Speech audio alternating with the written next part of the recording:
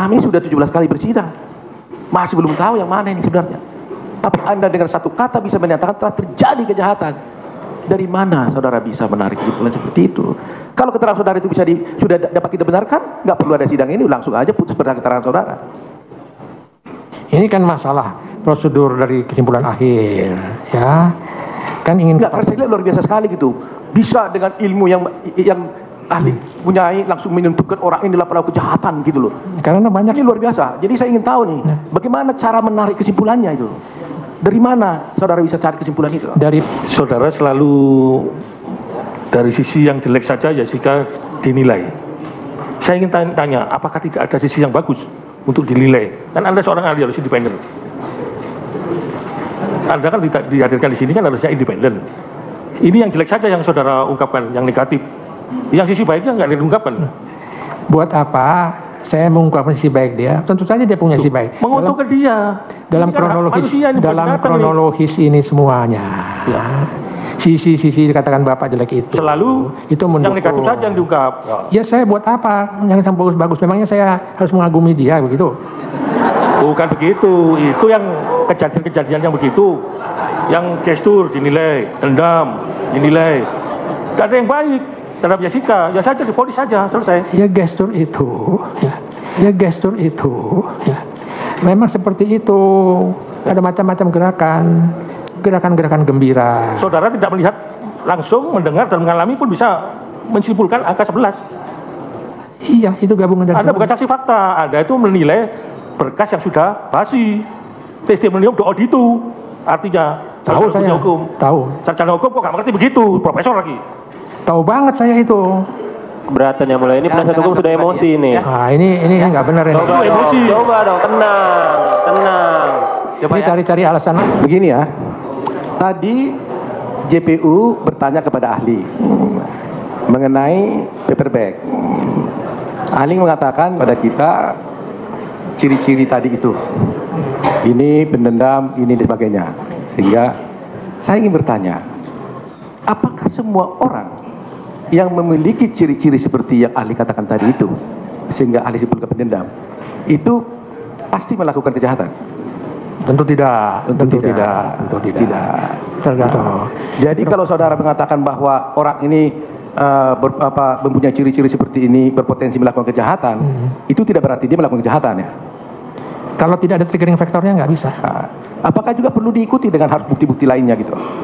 Apa cukup dengan pernyataan ahli itu orang ini melakukan kejahatan? Kita sama-sama tahu lah. Saya kuliah pidana kan sudah 1-2 contoh pidana di UI itu minimal alat bukti harus 2. Oh, harus bukti 2. Ya, jadi artinya pendapat ahli ini hanya bisa disimpulkan benar kalau ada didukung 2 bukti.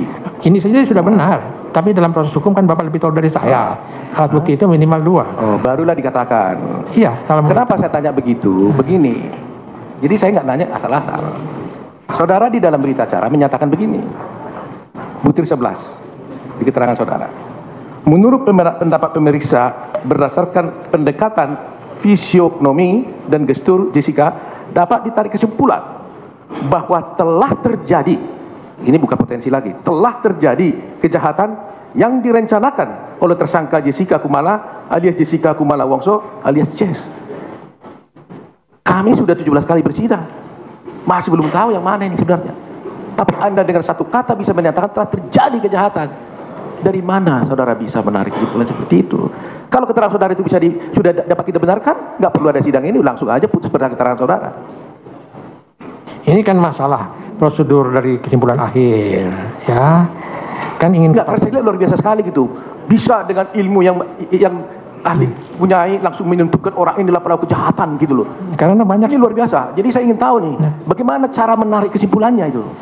Dari mana saudara bisa cari kesimpulan itu? Dari pengalaman empirik di luar negeri, para ahli si Joe Navarro, ya, David Givens dan sebagainya, Janine Driver dan sebagainya.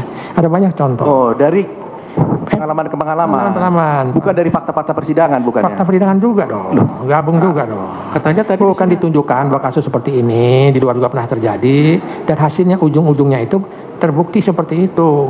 Terbukti? Artinya ada hasil seperti itu. Mana hasilnya? Kita masih sidang nih. Belum menentukan ada ini berlaku atau tidak. Masih disidangkan. Ini masalahnya, ya. memang tidak semua sama BAP yang satu dengan yang lain. Maaf, saya akan menyinggung juga kalau begitu yang lainnya. Belum apa-apa waktu teman saya dari Jogja itu ditanya Pak Majelis Hakim, saya terbukti mengatakan dia adalah pelakunya. Kan begitu, kawan Bapak itu. Ya. Kan begitu. Ya. Dia boleh mengatakan itu, kenapa saya nggak boleh? Oh, itu maksudnya. Jadi karena dia boleh mengatakan keyakinannya. Ya kenapa dia diperlakukan tidak sama dengan saya? Apakah Bapak kenal dengan dia? Jadi ini keyakinan saudara ya? Ya. Bahwa dia melakukan keyakinan Ya, saudara? betul. Ya. Betul. Keyakinan ya? Ya. Bukan pendapat saudara? Kalau hakim punya ius curianovit, hakim tahu hukumnya, ya. Karena ahli diminta di sini bukan menanya keyakinan ahli, kita ingin pendapat ahli. Ya itu pendapat lah, anggap saja. Sebentar dari saya cukup, mungkin dari rekan saya. Saudara ahli, saya lanjutkan. Berhubungan dengan angka 11 tadi yang dibacakan, saudara selalu dari sisi yang jelek saja Jessica dinilai. Saya ingin tanya, apakah tidak ada sisi yang bagus untuk dinilai? Kan Anda seorang ahli, harus independen. Anda kan tidak dihadirkan di sini kan harusnya independen. Ini yang jelek saja yang saudara ungkapkan, yang negatif. Yang sisi baiknya nggak diungkapkan. Buat apa saya mengungkapkan sisi baik dia? Tentu saja dia punya sisi baik. Menguntungkan dia. Dalam Ini kan kronologis ini semuanya. Ya. Sisi dikatakan Bapak jelek itu. Selalu itu yang negatif saja yang diungkap. Ya saya buat apa? Yang bagus-bagus. Memangnya saya harus mengagumi dia begitu? Bukan begitu. Itu yang kejadian-kejadian yang begitu. Yang gestur dinilai, dendam dinilai. Tidak ada yang baik terhadap Jessica. Ya saja divonis saja, selesai. Ya gestur itu, ya. Memang seperti itu. Ada macam-macam gerakan gembira. Saudara tidak melihat langsung, mendengar dan mengalami pun bisa menyimpulkan angka 11. Iya, itu gabungan dari Anda bukan saksi fakta, Anda itu menilai berkas yang sudah basi. Testimonium do auditu. Artinya tahu saya hukum. Tahu. Sarjana hukum kok nggak mengerti begitu, profesor lagi. Tahu banget saya itu. Keberatan yang mulai ini penasihat hukum sudah emosi ini. Nah, ini nggak benar ini. Coba dong, tenang. Coba Ini cari-cari alasan aja bolong-bolong. Coba saya ingatkan, penasihat hukum agar jangan melontarkan yang sifatnya pribadi, ya. Baik, saya lanjutkan aja ya, Prof ya. Kalau kita kan enak-enak aja nih ya, ahli Itu, ya. penasihat hukum itu harus ikut kursus saya itu. Jadi begini ahli, coba dulu tadi diputarkan tadi yang keterangannya, tolong ya Mas. Jam-jamnya itu 16.3 sekian, 16.34 ya tadi ya. CCTV 7 ya.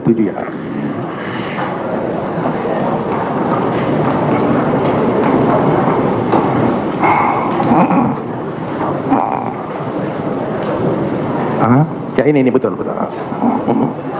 Begini ya, tadi JPU bertanya kepada ahli mengenai paper bag.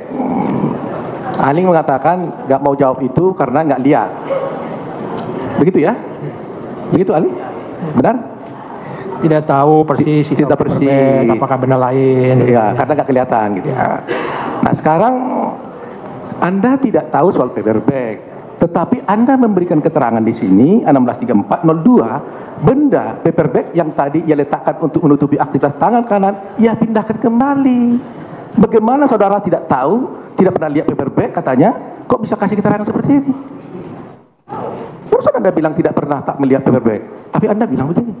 Itu benda itu bisa apa saja. Itu ditulis di paper bag, ditulis lihat Ya. paper bag. Ya itu tafsiran saya mungkin paper bag. Tafsir. Jadi data saudara ini berdasarkan tafsiran semua. Bukan, benda itu kan bisa berbentuk macam-macam dari kiri kanan sebenarnya. Ahli, kita ini kebenaran di sini ahli ya. Ya. Anda tegas tadi mengatakan tidak melihat paper bag, tapi Anda bercerita tentang paper bag di jam 16.30 tepat lagi waktunya. Ini sebenarnya keterangan saudara atau keterangan penyidik? Penyidik yang beritahu pada ahli atau saudara yang membuat keterangan ini? Kok ada bisa paper bag?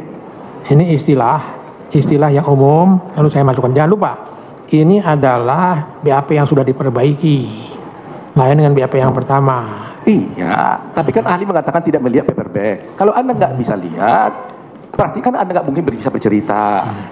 tiba-tiba ada muncul di keterangan saudara tentang paperback. Bagaimana itu bisa muncul? Itu keterangan saudara atau keterangan penyidik atau ahli mengarang? Nah, ini bukan mengarang-arang kalau Jadi apa dong? Jadi bagaimana? Jadi bagaimana? Coba dijelaskan. Santai aja kita, jelaskan aja. Ini yang mulia majelis, kalau soal yang kecil-kecil ditanya terus seperti ini dan sebetulnya kualitasnya juga tidak bermutu menurut saya, tidak langsung menuju persoalan. Saya keberatan lama-lama menjawab seperti itu. Yang masuk akal lah tanya. Ya justru ini masuk akal. Ya kalau ahli tidak akan menjawab, katakan aja tidak. Ya saya ya bukan apa-apa. Ya. Mohon maaf Pak Oto yang saya hormati, ini saya jawab lah. Agar supaya jadi gitu diberikan ya. pertanyaan yang lain. Baik, singkat jadi juga. ini sudah jelas ya. Saudara nggak bisa jawab nih. Nggak mau jawab atau tidak bisa jawab atau gimana?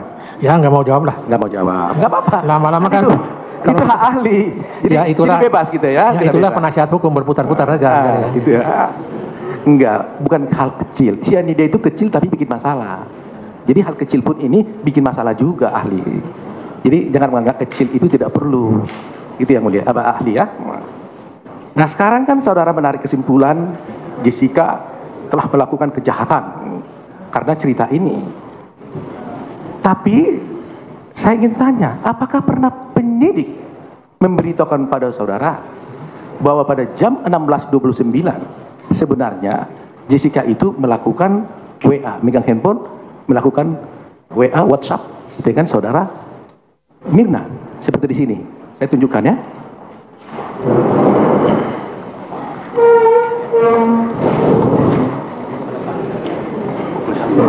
Silakan, penuntut umum.